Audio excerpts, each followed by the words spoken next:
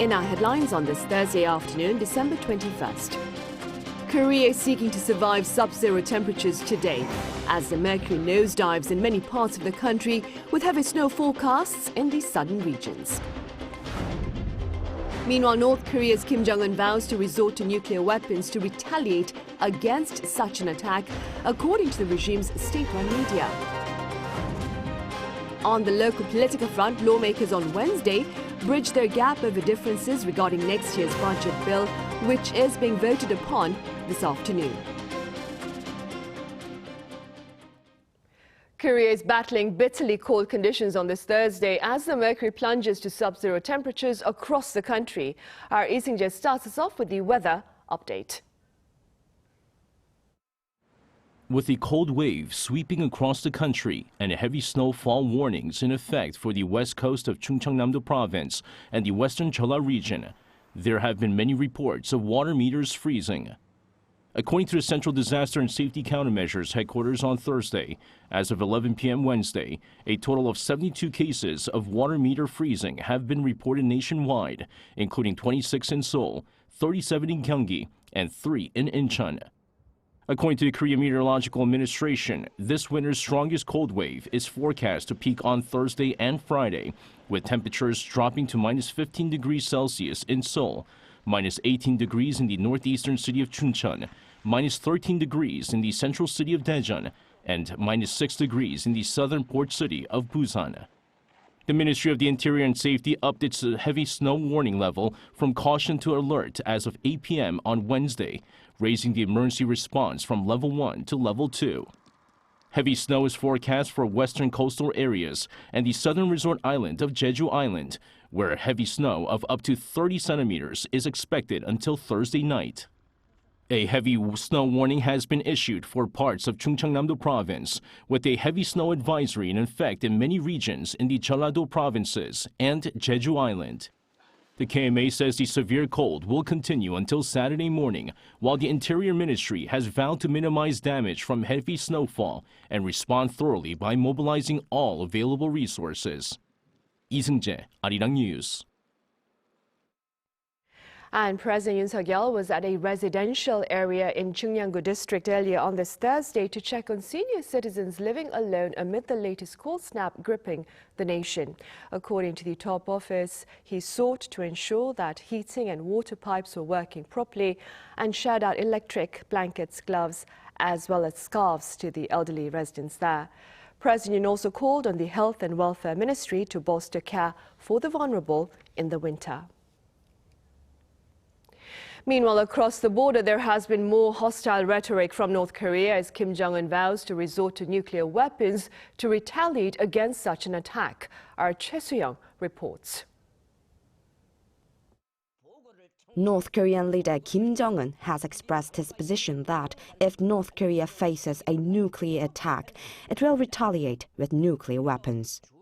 The North Korean Central News Agency reported on Thursday that Kim made the statement while encouraging the regime's intercontinental ballistic missile unit on Wednesday. This follows a Hwasong-18 ICBM launch drill on the 18th. Kim also said that the North's dignity, sovereignty, and national interest could be firmly guaranteed only through strong power. He said having the capability for preemptive attacks and a solid combat readiness is important to ensure genuine defense and steadfast peace. Kim Jong-un's sister Kim Yo-jong, who is also the Vice Department Director of the Workers' Party Central Committee, also criticized the recent United Nations Security Council discussion on the North ICBM provocations. In a statement, she expressed regret that the meeting focused only on North Korea's self-defense rights while overlooking provocations from South Korea and the United States. Meanwhile, South Korea and the United States have decided to add nuclear operations exercises to Ulti Freedom Shield, the joint military drills scheduled for August next year. The decision was made during the second South Korea and U.S. Nuclear Consultative Group meeting held in Washington, D.C. on December 15th. On Wednesday's second joint trilateral aerial military exercise by Seoul, Washington and Tokyo included a U.S. B-1B strategic bomber, marking its 13th deployment to the Korean peninsula this year. Choi Soo-young, Arirang News. And Seoul's Unification Ministry has responded to North Korean leader Kim Jong-un's most recent remarks by reiterating an earlier warning shared back in September in response to a shift in Pyongyang's policy on nuclear weapons in its constitution. That is to say, the ministry reaffirmed the regime's fatal end should it choose to resort to the use of a nuclear weapon. The ministry also spoke of efforts to deter such a fate by working closely with its allies Japan and the US and to a broader extent the international community. Also, top diplomats of Seoul, Tokyo and Washington have shared a statement denouncing Pyongyang's most recent ballistic missile testings. The joint declaration released on this Thursday further underscored the danger of unannounced missile launches on civil air and sea traffic. It further called on North Korea to return to dialogue over its weapons of mass destruction. The three officials, for their part, have also vowed to boost efforts to block illicit revenue by the regime to fund its weapons programs.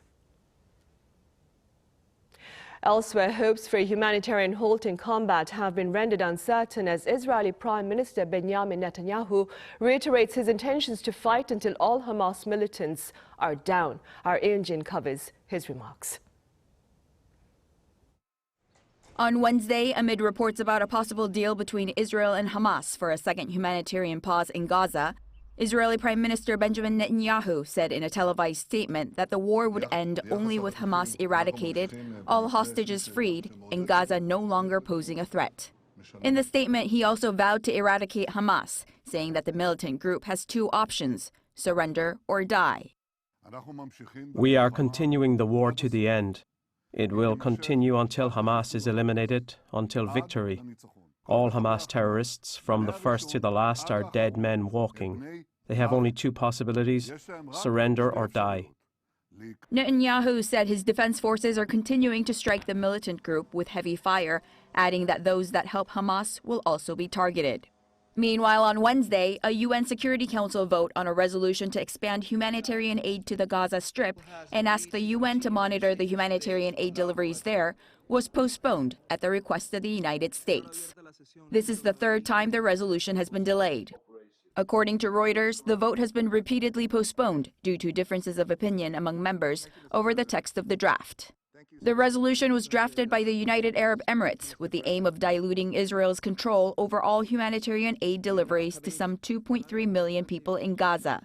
Currently, Israel monitors the limited humanitarian aid and fuel deliveries to Gaza through the Rafah crossing from Egypt and the Israel-controlled Kerem Shalom crossing. Washington is standing by its tradition of shielding its ally Israel from UN action. The vote on the resolution is now set to take place on Thursday. According to Gaza's health ministry, also on Wednesday, the death toll in the Gaza Strip has surpassed 20,000 since Israel began bombarding the enclave more than 10 weeks ago.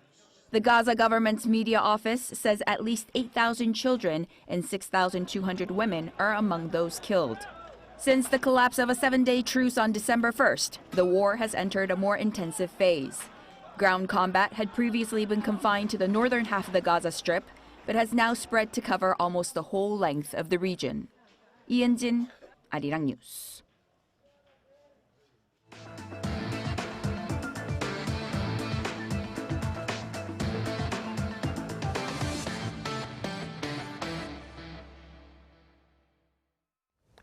For the first time in 8 years, diplomats from Seoul and Tokyo are talking about their economic partnership. Our foreign affairs correspondent Peunji reports. For the first time in 8 years, the foreign ministries of South Korea and Japan have decided to resume high-level economic talks. The talks will take place in Seoul on Thursday, led by South Korea's Deputy Foreign Minister for Economic Affairs, Kang Jae-kwon, and Japan's Senior Deputy Foreign Minister, Keiichi Ono. The Ministry of Foreign Affairs said Wednesday that the two sides will assess their bilateral economic cooperation and discuss issues of mutual concern, including cooperation in economic security policies and regional and multilateral cooperation. The two sides are likely to discuss issues on economic security such as supply chain and technology cooperation. Eyes are on whether the issue of South Korea's import ban on Japanese seafood originating from Fukushima or Korean wartime forced labor victims' lawsuit filed against Japanese companies will be on the agenda. This is the 15th time that the two countries are holding the economic dialogue after it was first launched in 1999 to discuss comprehensive economic cooperation. It was last held in January 2016 in Tokyo. In late 2016, the Japanese government postponed the meeting when a statue of a girl symbolizing Korean victims of Japan's wartime sexual slavery was built in front of the Japanese consulate in South Korea's port city of Busan. And the meeting remained suspended as bilateral relations between Seoul and Tokyo worsened over several issues stemming from Japan's colonial rule of Korea before and during World War II. Then in March this year, bilateral relations started to improve after South Korea announced a plan to compensate victims of Japan's wartime forced labor to resolve the issue following decades of disputes. The leaders of the two countries met in July and agreed to resume the high-level economic dialogue by the end of this year. The Foreign Ministry expressed hopes of further improvements in bilateral relations, saying the upcoming talks could become an opportunity for the two countries to move toward a future-oriented relationship. 배은지, Arirang News. Meanwhile, at the National Assembly back on Wednesday, lawmakers across the aisle reached a consensus on next year's budget bill, paving its path for a vote on this Thursday afternoon. Our Kim Jong-un reports. The Budget Committee, consisting of two lawmakers, each from the ruling PPP and main opposition DP, finally reached a deal. More than 3 weeks past the legal deadline for next year's budget to be rubber-stamped, the lawmakers, joined by Finance Minister Chu Kyung-ho, smiled and held hands. We reached an agreement today with a bit of give and take with each other because we couldn't delay any longer when taking people's livelihoods and the country's economy into consideration. Of course, some of the agreement falls short of our expectations, but I think it's meaningful that both parties reached an agreement based on the best possible negotiations. The government has accepted budget restorations or increases in key fields proposed by the DP. For R&D, there is a net increase of 600 billion won, or about 460 million US dollars. The amount is less than half of what DP had asked for, but is considered a huge gain as the government originally proposed a cutback of 5.2 trillion won, or about 4 billion US dollars. For the Saemangeum Regional Development Project, which the government originally considered cutting back on, there's an agreed increase of 300 billion won, or about $230 million. Saemangeum is one of South Korea's large-scale reclamation projects. There were high expectations to use the reclaimed land for renewable energy such as wind power plants or solar power panels. The total budget cut the government proposed for local vouchers was also increased marginally by 300 billion Korean won. The vouchers allow local residents to purchase vouchers to use instead of a credit card or cash, with a discount rate varying from around 5 to 10%. Both parties have been racing to reach a deal after they launched a budget committee earlier this month. Kim Jong-sil, Arirang News. In other news, Korea's debt is forecast to hit new heights this year. According to the Bank of International Settlements on this Thursday, the country's total credit to the non-financial sector amounted to over 5.9 quadrillion won, or some 4.5 trillion US dollars in June. Now, this amount is widely expected to surge past the 6 quadrillion won mark for the first time by the year's end. The bank also points out Korea is the only OECD member state to see a yearly rise in debt-to-GDP ratio. Credit to the non-financial sector shows the borrowing activity in both the country's public and private sectors. And Korea's wholesale prices fell for the second month in a row in November. According to the Bank of Korea on this Thursday, the country's producer price index, a barometer of future inflation, dropped 0.4% on month. The cost of agricultural products plunged by some 5%, as did the cost of coal and petroleum products amid lower global oil prices. However, a hike in electricity bills for industrial use kept the overall decline limited.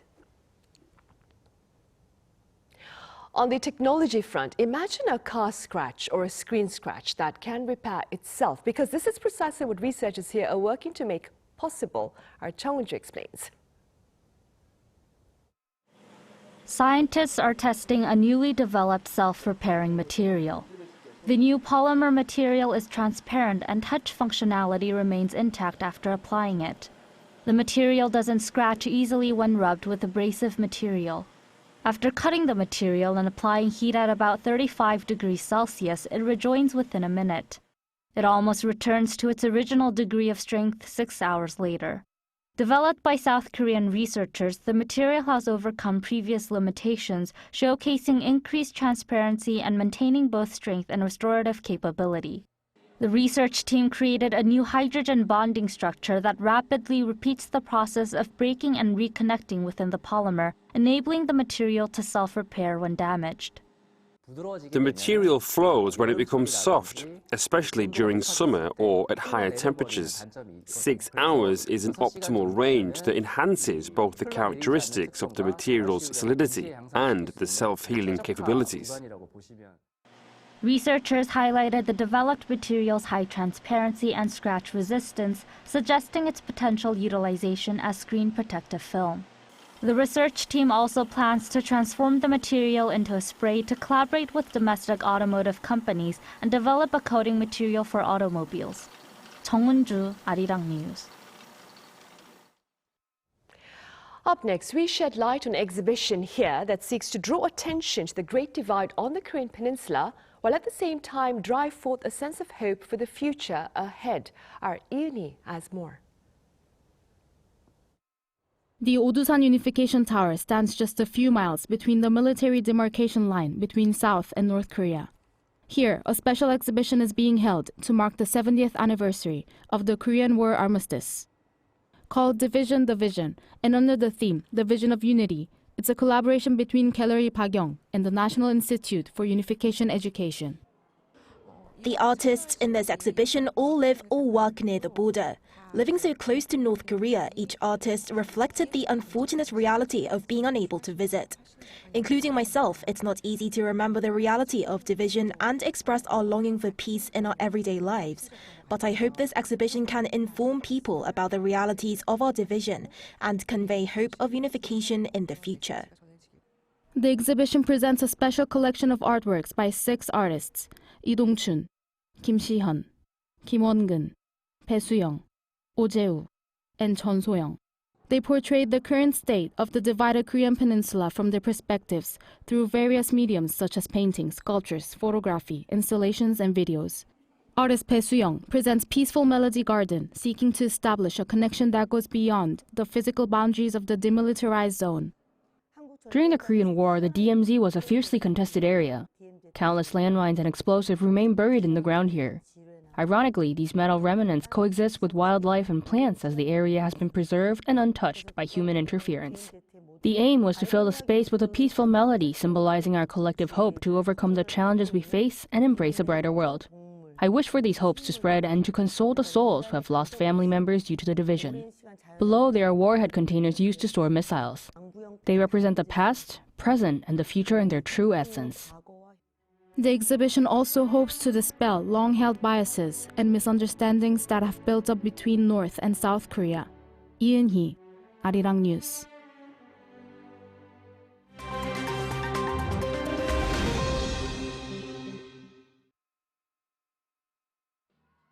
Let's take a look at the latest news in the world now.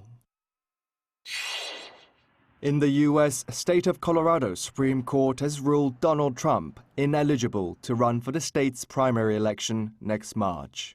The Colorado state cited a constitutional insurrection clause based on Trump's alleged engagement with the U.S. Capitol riot in 2021. The Colorado court ruled 4-3 on Tuesday that former President Trump was not an eligible candidate for the state's upcoming primaries, which decide the Republican Party's presidential candidate.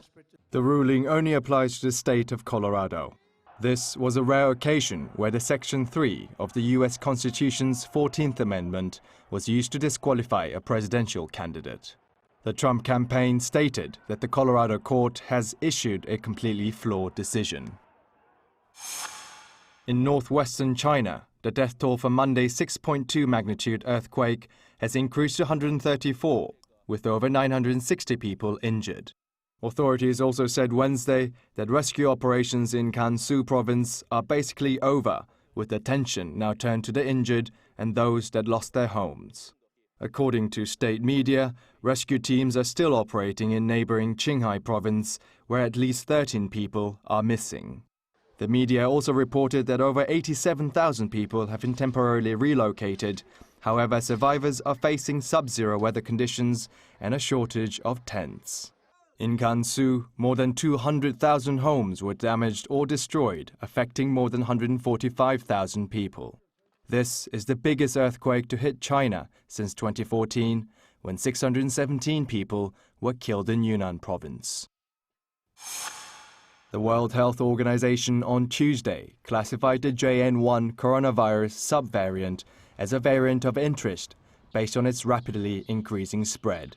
The JN1 is a subvariant of the Omicron strain, which has been found in many countries around the world, including India, China, the UK, and the United States. The US Centers for Disease Control and Prevention also estimates that the JN1 is now causing about 20% of new COVID-19 infections in the US, while the UK Health Security Agency said around 7% of all COVID infections are of this subvariant. For this year's Christmas weekend, the French capital, Paris, is showcasing its attractions with lights and decorations. During the festive period, the festive illuminations will shine along its famed avenues and in boutique retail windows, from the Eiffel Tower to the Champs-Élysées, providing a warm welcome for both tourists and local residents. The 400 trees along the Champs-Élysées Avenue have been decked out in environment-friendly lights this year until January 7th. Kim Jong-un, Arirang News.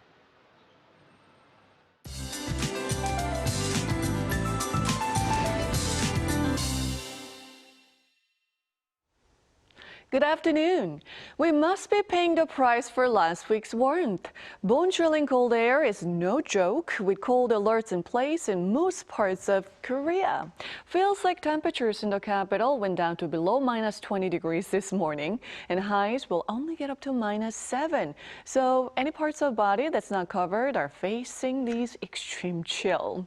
Meanwhile, western parts of the country, Jeju, Ulleungdo, and Dokdo are dealing with heavy snowfall, with heavy snow alerts being issued. Mountainous regions on Jeju Island could see up to 60 centimeters of snowfall. West of Jeollabuk-do province could receive more than 40 centimeters until Friday. Concerns are rising as snowy regions will have sub-zero temperatures all day today. Gwangju topping out at -3 degrees Celsius this afternoon. So please be careful out on the roads and sidewalks, and please take it easy today. It stays this cold through Saturday, then a cold snap should ease for Christmas Eve on Sunday, so stay covered till then. That's Korea for you, and here's a look at the international weather conditions.